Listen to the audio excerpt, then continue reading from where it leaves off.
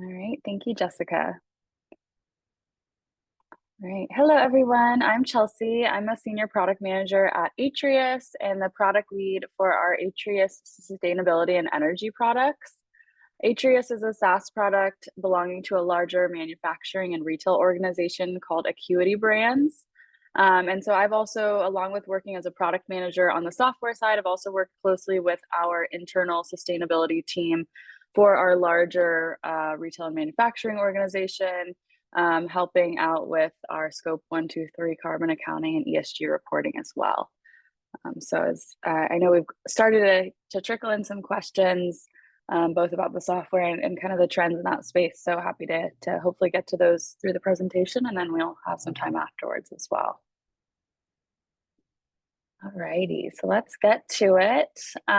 So today I want to talk to you about our energy and sustainability products and kind of what we've been seeing our customers on their sustainability journeys face and how we like to solve for it. So at Atrius, we like to break the sustainability journey into 4 stages. The first stage being collecting, measuring, and reporting data. This is really focusing on identifying your organizational baseline and setting your organization up for tracking its footprint year over year.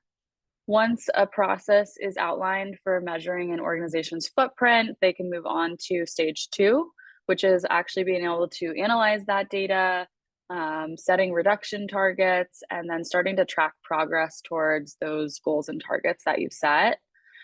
Bringing us to stage 3, where we can take the action to meet those goals. So this can include anything along the lines of identifying areas for improvement, spreading internal awareness and encouraging engagement to kind of work towards those goals and set processes in place, project implementation, and start driving that carbon reduction.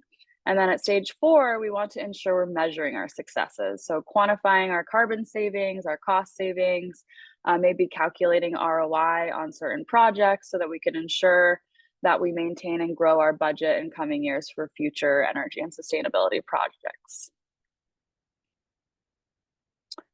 So what we're seeing when we look at those 4 stages is that a lot of organizations are stuck in stage 1, this measurement and reporting stage.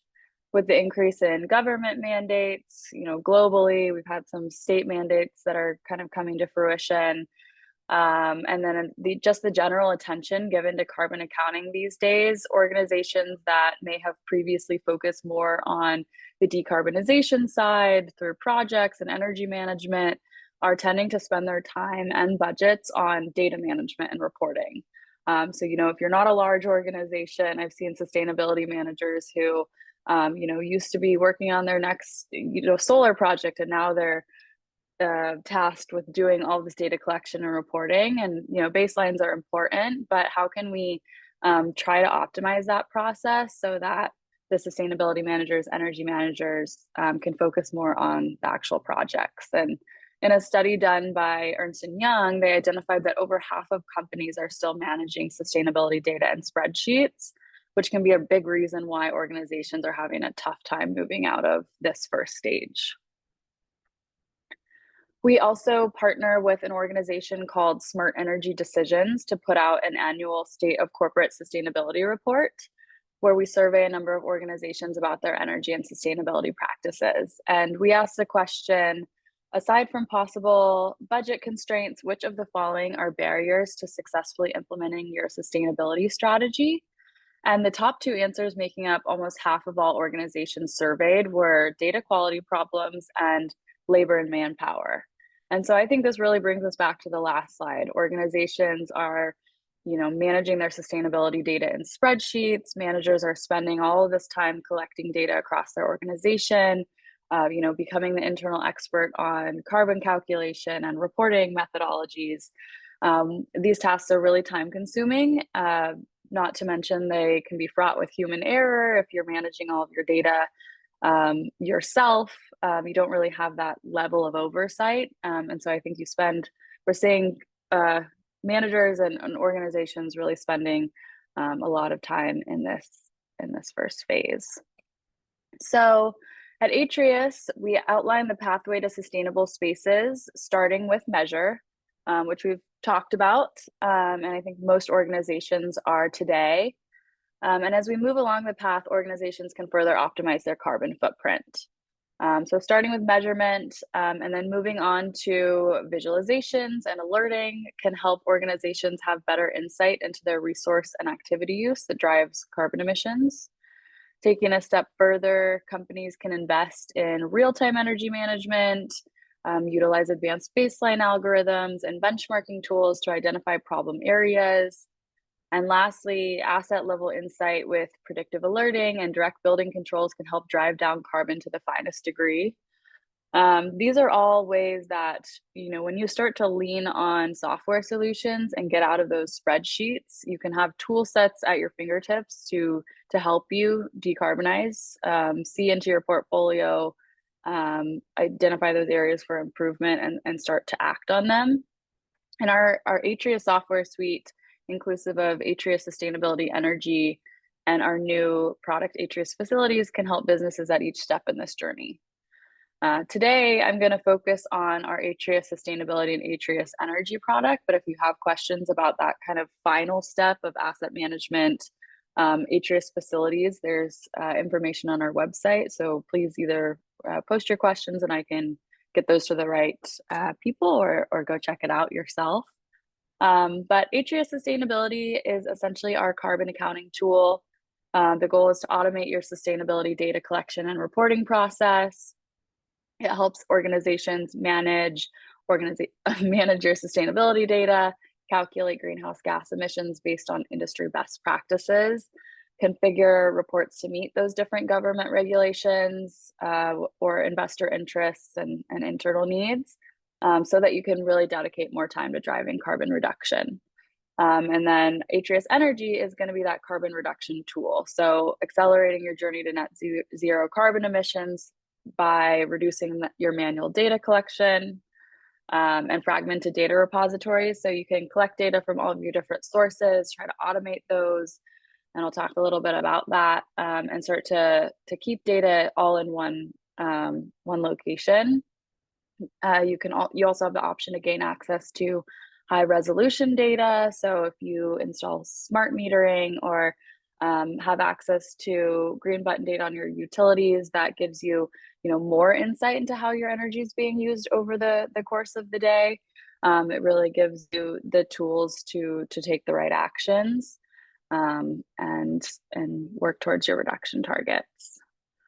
And so some of the tool sets that our energy and sustainability products have are data flexibility. So as we talk about, scope 1 through 3 data that's required for sustainability reporting, Atrius Sustainability supports those, whether it's, your waste data, your supplier purchasing data, water, budgets, or KPI data. We can bring that all into the same platform so that you can both calculate and report, but also kind of manage your processes going forward.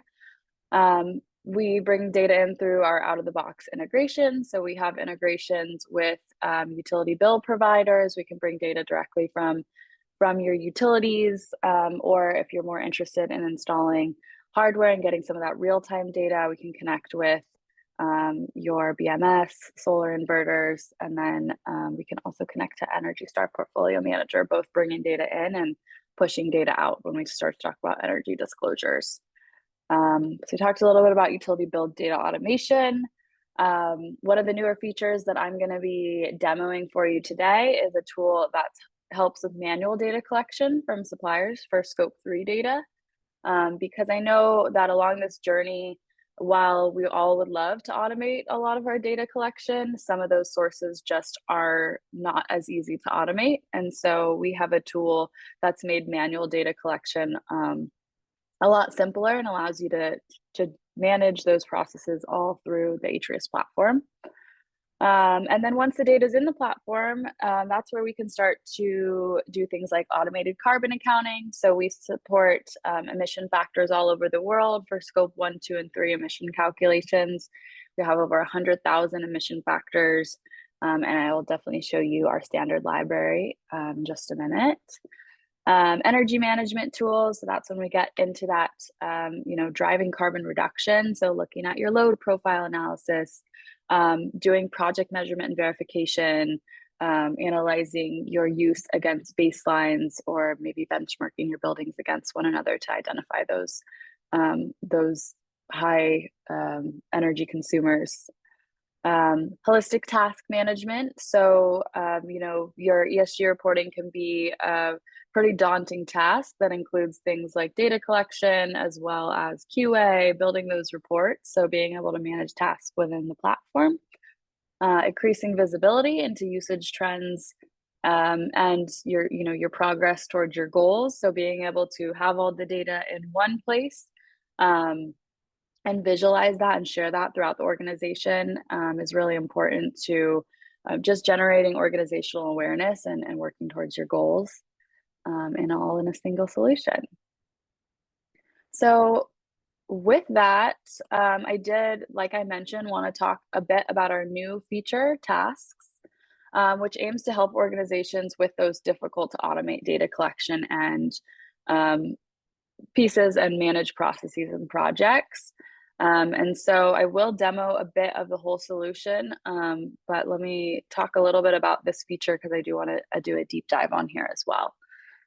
So with the Tasks application, we are really trying to answer the question or the statement, I need access to data that I don't own. So as a sustainability manager or even an energy manager, you might have data across your organization that you need to gain access to, whether that's data from your suppliers, so purchasing data, or supplier emissions data that needs to be reported as your scope 3, or if you're an energy manager and you have leased sites in your portfolio and you don't have access to those utility bills, how can you reach out to those people and collect that data and manage those processes through the software? Well, the Tasks application will help do that. It will increase your serviceability in the platform and become this central tool for email communication and project management, so that you're no longer a bottleneck through your emails. You can manage that in the platform and have different users come in and create those requests and see the status of your progress on certain initiatives like an ESG report. And I do see some questions coming in, so I'll go over to the chat and the Q&A before I hop into the demo, but we'll definitely have some time for questions at the end. So just a brief overview of the Tasks application before I get into the product demo. Our new Tasks application is an Atrius energy and sustainability application, and so it'll all come together when we get into the demo. The energy product and the sustainability product do share a central platform. They just differ in some of the license sets. The Tasks application will come with both of those license sets. And it provides a task management table that gives you a holistic view of any tasks related to your organization, whether those are data collection or just reminder style tasks. It includes a progress bar and task statuses that allow you to track your processes step by step and monitor project completion. Data collection tasks are what allow managers to select different data points, date ranges, and then set assignees. And then Atrius will automate the email communication, streamlining that data collection process. The data collection tasks allow users to combine requests for bills and point data on a single form. And data collection tasks also allow assignees to leave custom notes. So if you don't have access to that data, you can write in that you don't have access, or that usage was high this month. So that really takes out the need for back and forth email communication.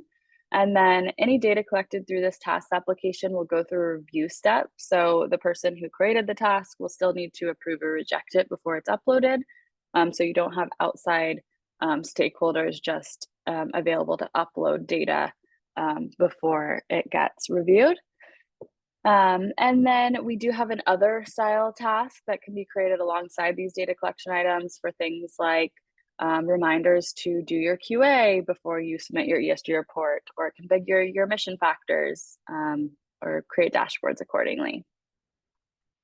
All right, so with that, I will go into a demo and let's just see if there's anything here.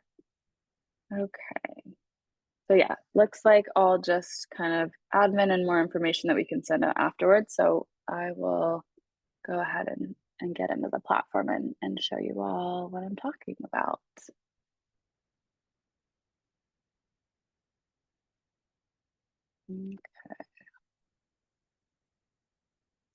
And I see with the platform, do we get a dedicated specialist or analyst for support? So yes, all of our customers will be introduced to a project manager upon onboarding. So you will be dedicated to an Atrius personnel for the implementation period. That'll help you kind of iron out your use cases, make sure you have the right reports lined up. And then from then on, you will have access to our support team that can answer kind of just basic platform questions, as well as a dedicated customer success manager. So we do include a customer success manager with all of our licenses. So you'll be able to kind of meet with someone ongoing, make sure that you are using the platform to its full potential. So this is the Atrius Energy and Sustainability Platform. As you can see here, we organize things based on location of data, and then we have two major types of data points. So points is going to be kind of anything real time, energy, BMS points, or even purchasing points. And then the bill points are going to be what's coming in from your utility bills. So the main difference there is it's going to have a cost and a consumption tied to it. So we have two different data models, but they can all be viewed throughout the platform and rolled up into the different applications. And I'm not going to do a total deep dive into the full platform because I have done that before for E&E, but if we have time afterwards for anything specific, I'm happy to dive into any apps that you see that you had more questions about. But I did want to show you kind of the difference between the energy and sustainability licenses, and then kind of what data looks like in the platform, especially on the sustainability side, before we get into the new feature demo. And so here's all of our applications. You'll see the sustainability platform is really going to be when you need emissions calculations. So our emissions app is our big carbon accounting hub.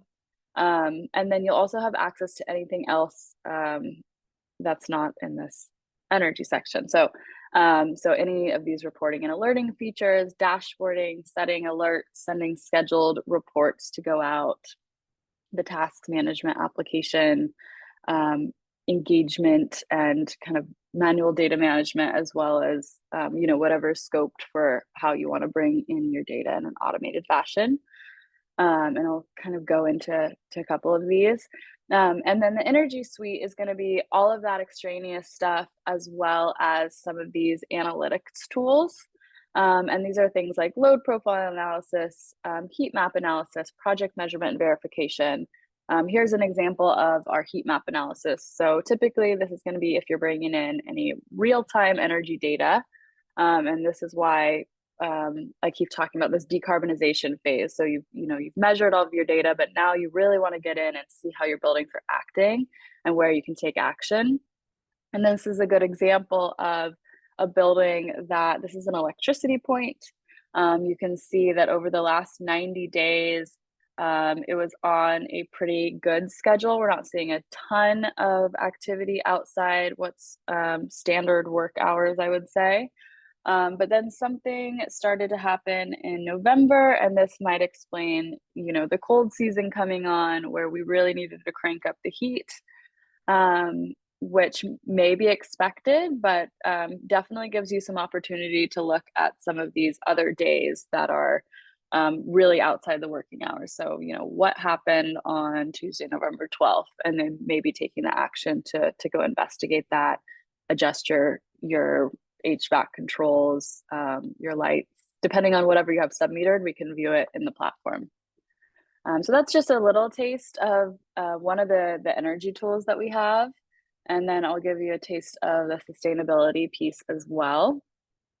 This is our emissions application. So any data that you bring into the platform, scope 1 through 3, it could be your energy data from your energy analysis as well. So as long as you can roll that up and get an annual energy total, that's what's being pulled into this emissions app for assigning emission factors, calculating those GHG totals, and then being able to export that data and report it out, or just analyze it for your internal organization to see how your carbon savings are doing.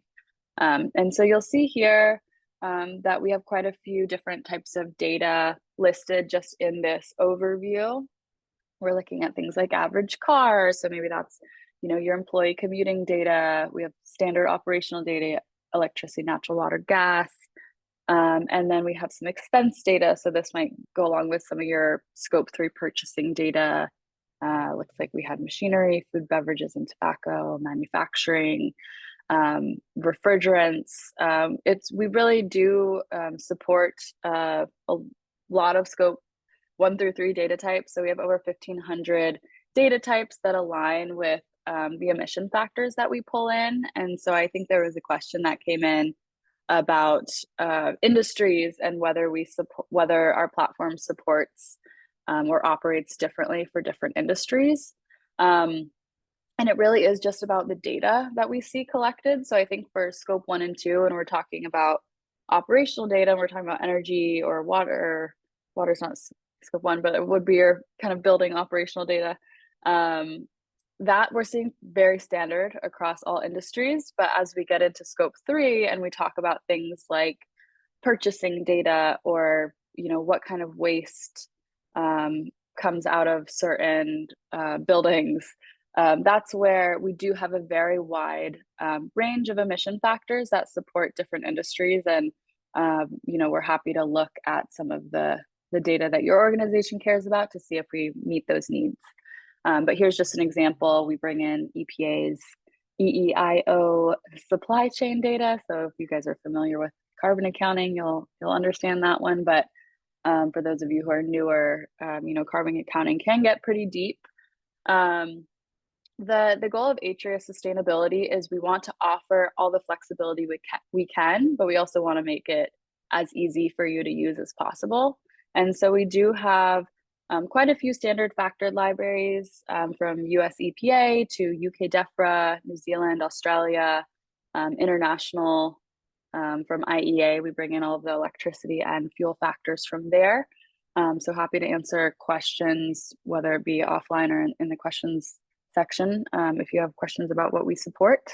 And then what we do is we base our platform on the greenhouse gas protocol, and we assign defaults according to best practices. And so if you bring in data for an average car point and it's in a US building, then we'll likely apply the travel and transport emission factor from EPA. That goes along with that average car. If there's an emission factor of international and your building is international, then that's the one that we would apply by default. All of our information is available in our Learning and Support Hub, and this is actually accessible by the public. So I'll make sure if it's not in the resources section already that I add this to the chat. If you have questions about how we assign defaults or what methodologies we employ through the greenhouse gas protocol. But we'll set those. Okay, we'll set those defaults, and then we also make it as flexible for you as possible. So if you have your own emission factors that you want to use, or you want to choose a different factor from a different library, you have the option to go in here and change it yourself. This is average car, looks like it's being reported for business travel, but if you know that actually this is the data you're bringing in for employee commuting, you can change your reporting category. And you'll see the scope and reporting category here will allow you to aggregate data for those reports according to your scope and your reporting category. So we do a lot of the defaults so that we can kind of get take in and internalize some of that expertise, so you're not spending all of your time learning the calculation methodologies and best practices, but we also allow a lot of flexibility for those who are pretty advanced and want some customization there. And then I did want to show you before we get into the tasks application, what kind of some of these outcomes are. So what you can do with that emissions data, energy data, any data that you're bringing into the platform, you can export as well. So, and build visualization. So this is an example of a visualization that was built just for internal emissions management. So here you can see my year-over-year Scope 1 emissions. These graphs are really flexible. So any data that you've brought into the platform, whether it is your miles drived for your employee commuting, you can pull that up on a card. Let's see. So this is showing Scope 1 data, but these are all of the data types. For example, in this organization, I could pull up, my compost data and look at that year over year. And I could look at that in terms of the source data that was brought in. So how many, tons of compost or pounds of compost this building generated or this organization generated. Or I can look at that in the emissions. So that's when it goes through and gets that emission factor applied. And then I can look at the emission scopes as well. And so it's really flexible like that. We talked a little bit about the kind of support you get when you onboard. So the goal is during project implementation, we set you up with a few of these dashboards. So whether you're doing like interested in CSRD or CDP reporting, we can set you up with some of our templates that help aggregate data according to those questions. Or if you just want some internal, benchmarking dashboards, that's what the project manager will help set up for you and provide, and then they'll provide training for you to be able to edit and create these dashboards on your own. So after your project implementation, you'll feel empowered to just get in here. You can start from scratch or start from a template, and you can really just add any different types of cards you want. And this is kind of more of like a reporting style dashboard where you can see your progress. But if you look down into here, you can do things like see which buildings are the highest producers. Looks like my airport is a big producer of Scope 1 emissions. It's way past our goal, so I have a goal overlay here. So that might be an area for improvement in the coming year, and you can really start to kind of determine your action plan. And then once you get into being able to actually look into more granular data in your organization, that's where you can build out similar trends for individual data points and really start to get into some of the actionable areas of your portfolio. With this, so this is a lot of visualization, and I know I keep talking about getting data out and reporting. You can export any of these views. So if you've built a custom view, so this is all the data I care about. You can go ahead and download this as a CSV. You can send this link out as a live link to people inside or outside your organization to share the visualizations. But if you want to just take this and put it into your internal sustainability report, or you just need the data values, or your CDP report, you can download this as a CSV and put those values in there. And you can also do that from the emissions app. So you can download all of your totals, you can download all of the emission factors that are assigned, and we do get we are third party assured, so we work with a leading environmental consultancy to assure our methodologies and standard factors used, and we have our assurance statement available on our website. But if you need a third-party audit for your entire emissions reporting process, we've often given them access to the platform. They can get in here. You can download a lot of the factors used, methodologies used, and kind of see how work was done in the platform. So we found that to work really well for our clients. Okay, so let me get into our newer feature. So this is the tasks application that I introduced a moment ago. And as I mentioned, so this is kind of the homepage for the tasks application. Any tasks that are created in here are going to roll up into the progress bar that you see. So here I can see that I'm 38% complete with the tasks that I have on this view.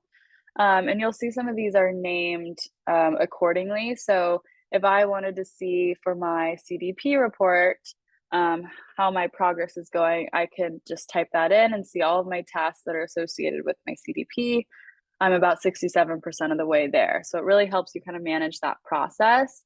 And and I'll show you kind of the difference between the types of tasks as well. So you can organize by that. You can also filter by time.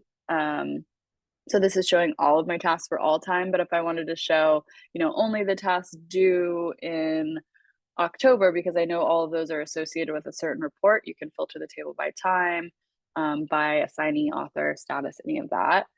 And then what you're going to do with this is you can go in here and create a task. I'll name it let's call it 2024 fuels task. And I might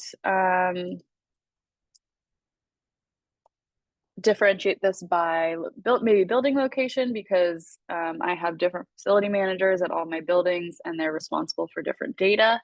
And so this one's going to go to my airport facility manager. I'm going to select data collection task and say that this is due at the end of the month. It's not a lot of time for data collection, but it's just an example. We have 2 resolutions, so whole period or monthly. Whole period is going to be typically data you're collecting for an ESG report. So I just need data for all of 2023. Let's say I'm doing what do I call this, 2024. It's 2023 since 2024 is not over yet. And I have a standard calendar year, so I'm just going to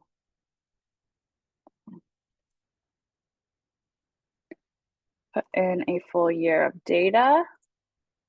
And whole period resolution is going to mean that person who receives this task has to enter one number that's all of the maybe natural gas use for their site for the entire year. If I want to break that down, I can choose monthly resolution, and they'll need to give me month over month within that period. I'll show you kind of what that looks like.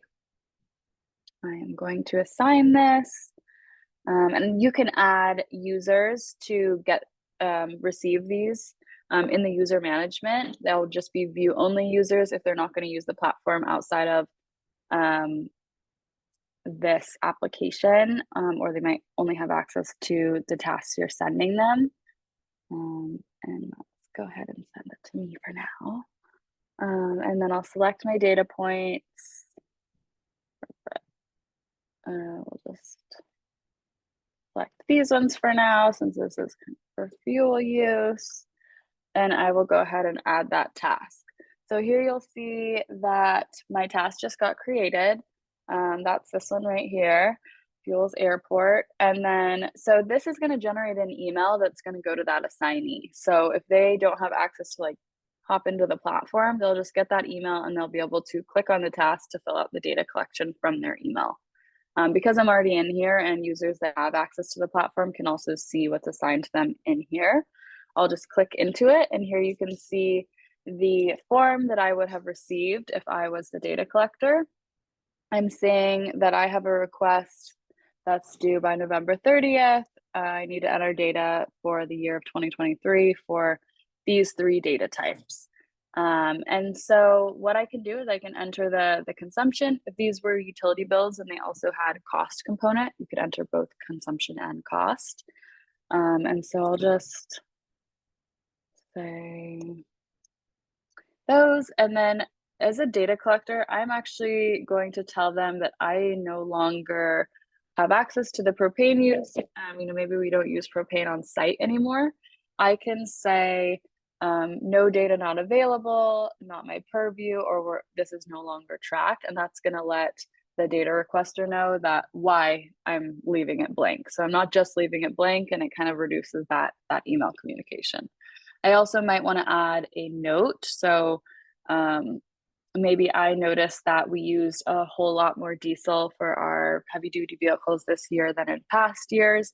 And I want to let you know that we have, a new fleet of 20 vehicles compared to last year. So I can add that note. And then when I hit submit, that will get sent to my data collector. So or my assignee, or the person who created the task. So let's go back to the home page and you'll see that that task that I just filled out is now ready for review. And so the ready for review task is now going to be accessible by the author. And since I'm also the author, I can click into here and see what was entered. And so here I can see, I can go ahead and just accept this. I see the note is here. I can read that and say, okay, cool, accept that as well. And then this one is no longer tracked. So I'll just go ahead and delete that row and that won't get uploaded. If I came in here and saw that this number was like 10,000 and maybe they had added some zeros by error, it looked like, instead of accepting this, I could reject it. And what that will do when I hit save, it's going to do different action for each of these rows. For the rejected row, it's going to actually send it back to the data collector. So if I reject it, I probably also might want to add a note and say, are you sure this was accurate? And then when they receive the task back, they're going to see my note and they could write a note back, or update their value and return the note. And so again, just forcing all the communication to be done within the app instead of emails is really the goal here. So I'll reject that. Go ahead and accept. I think I might already have data for this one, so I'm gonna not accept anything because it'll get processed into the organization. Let's see, and then the deleted row just isn't going to get processed. So I'll go ahead and save that. And it's going to redirect me to the tasks page. And then here you'll see two tasks. So the completed task is going to be those, well, we didn't accept anything, so it's just going to show you what was completed, but then it's going to create a follow-up task with just that one that I sent back to the assignee. So that's an example of data collection. Really great way to collect manual data. And we're iterating on this, so you'll see more features to come for this soon. But really excited about this feature. And then a couple of the other pieces that I wanted to show you here is, here's an example of, that one's completed. Yeah. This is an example of a monthly resolution task. So, and then this is also for a utility bill. So you're gonna see consumption and cost they can enter. And this is maybe an example of, this is a leased building and we can't get access to automate their utility bills. And so we have to reach out and get the data entered manually. And so here I'm reaching out to the Atlanta facility manager and I want all of their natural gas and electricity bills for the last 6 months. And I want them monthly. So here you see it's organized by start and end date. And so they can actually enter the exact start and end date of the bills, or they can leave them, monthly, whatever works for the organization and how they're tracking the data, but that's customizable. And then they can enter in all the data there as well. And then the last type of task that I wanted to show you is just this other style task. So it's called other right now because we hope to expand upon it as we move on and see kind of what tasks that our customers really want to create and how we want to get more specific there. But right now, the other style task is really just a reminder. And so, you can set this due date for someone else in your organization or even yourself if you have all these steps you need for your CDP report. And this one could be just CDP 2024 QA all fuel data. And then you could put in a link to a dashboard or a description, assign it to you or someone else in the organization. And then it comes up as another piece on your project so that you can make sure you're tracking towards success there. So that I think is going to be it for the demo portion, but let me see if there are, and it looks like there are lots of questions. So let's get to it. All right, so I'm going to just go ahead and answer these live and I'll walk through if there's any platform specific questions. So I'll stay on the screen and then in case we need to walk through any features. So we're not going to talk about pricing in this call, but I'll make sure that someone asked about pricing and the different packages. I'll make sure if that's in the resources that we send out some information about it, or we can connect you with one of our salespeople to get some more info there. We also do, and I think last time we did with E&E, we do have a free starter version of the Atrius sustainability platform. So if you go to our Atrius website and look at our free solution, you will have access to manual data upload and then our emission factor library for scope 1 and 2 factors. So that's kind of a way to kind of get the feel of the platform. So I'll make sure that that resource is there for you as well. And then this platform, so Atrius Energy is the older product, has been on the market for about 15 years. We have quite a few dedicated customers in all industries. And then the Atrius sustainability, so that carbon accounting engine, is about 3 years old now.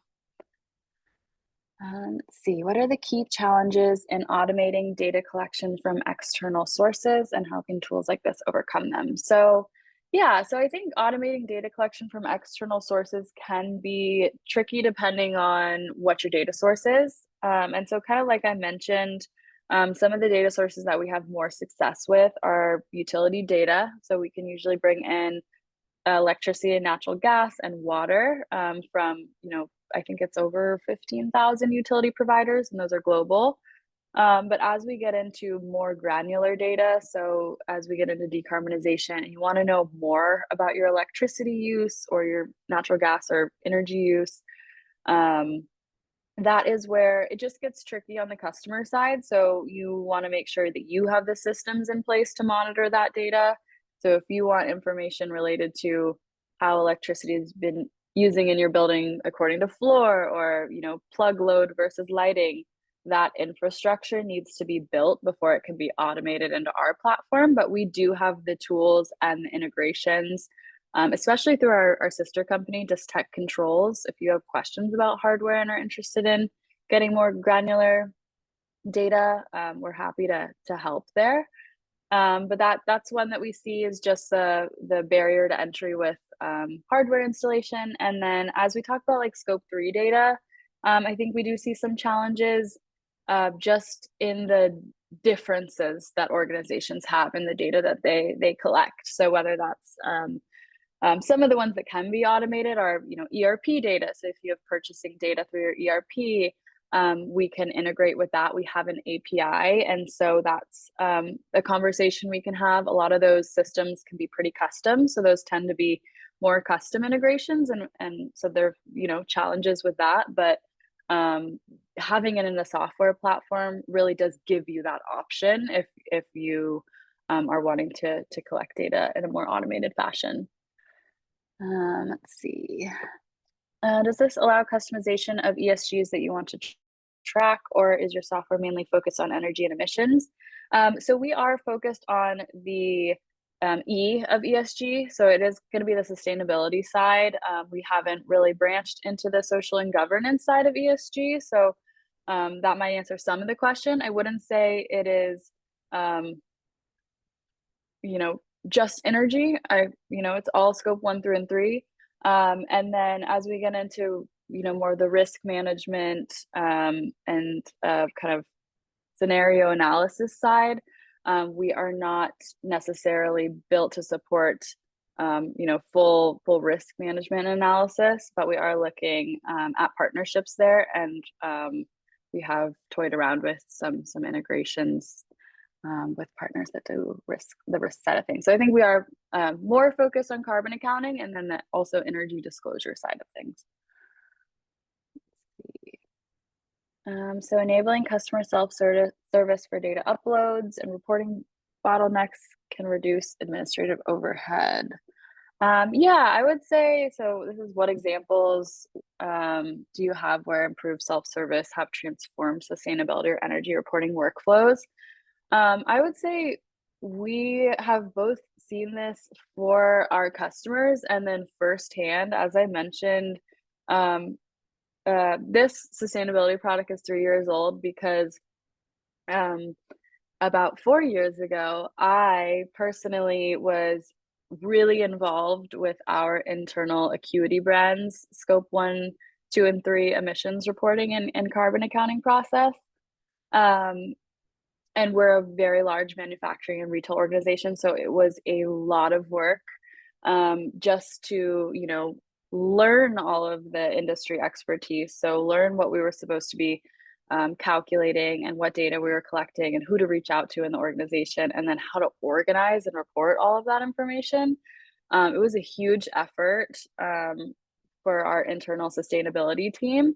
And so because we had already had the energy customers and people were starting to talk about sustainability and emissions reporting, that is why we decided to build the Atrius sustainability platform based on what we learned through the process ourselves. And so I can, speak to that experience really well, but I've seen it with our customers that just having all of the data in a place where you can visualize it, see what emission factors you're assigning. We, annually update all of our emission factors. So our 100,000 plus standard factor library updates every year with new emission factors from the industry. And so, doing that manually and in spreadsheets, you are having to go to all those websites, make sure your emission factors are up to date. You're storing them in spreadsheets. You don't know whether you keyed in an error or whether you didn't label which year that factor was from and need to track it down. There's a lot of just little processes that you end up repeating or spending a lot of time on when you're not using a software platform. Just even in the carbon accounting piece, that I think a software platform really helps you save time and not have to kind of rely on that, as well as once you turn your process over to your third party auditors, it just really reduces the number of questions that they're asking you because it is all visible on here. And then once you get to your decarbonization step, all the data is already in one place. And so you can start to make those important decisions and reduce for your organization. Let's see. We have quite a bit of questions. I think 10 minutes left. We might be able to get to all of these. Let me just look through some of these. I think, how can organizations ensure seamless data collection from employees or fleet operations in decentralized or remote settings? So I hope that I answered this a little bit when I demoed the Tasks app. This was really the use case for that. Where data can't be automated, we want to streamline that process as much as possible. So happy to take more questions if there's any follow-up there. And then for scope 1 through 3 emissions, where are the emission factors coming from? I think I may have answered this as well. But this is all in our Learning and Support Hub. We have the libraries listed, as well as if you do end up signing up for the starter version, you can go in and see at least the scope 1 and 2 libraries. What data security systems are in place to ensure all of my data is secure? So we have a SOC 2 certificate of compliance that gets done every year. And so happy to elaborate on that if there's any more specific questions, but it is SOC 2 certified, and we are getting our SOC 1 compliance this coming year as well. So I know that one's a little bit bigger on the sustainability and carbon accounting side as well. Let's see. Question about water consumption. So water consumption, how is it measured and reported? I think this is one that often gets forgotten because everyone wants to talk about carbon emissions, but I think water consumption is really important as well. This is when we had a lot of success supporting in our platform over the years because it is often metered pretty well. And so let's see if we have any really good dashboards. Bear with me, I didn't. Okay, cool. Yeah, so this is an example of water that's being tracked at a location. So whether that's, we could bring in monthly water data from your utility bills, or if you have a BMS that's tracking water or any smart meters on your water, we can happily bring that in as well. And so we definitely see our customers doing this, especially for, facility management. And like I mentioned as well, these are probably familiar charts to you because they're the same ways you can look at emissions data, energy data, and really do any analysis that you need to do for your water use if water is a big driver for your environmental footprint at your organization. Yeah.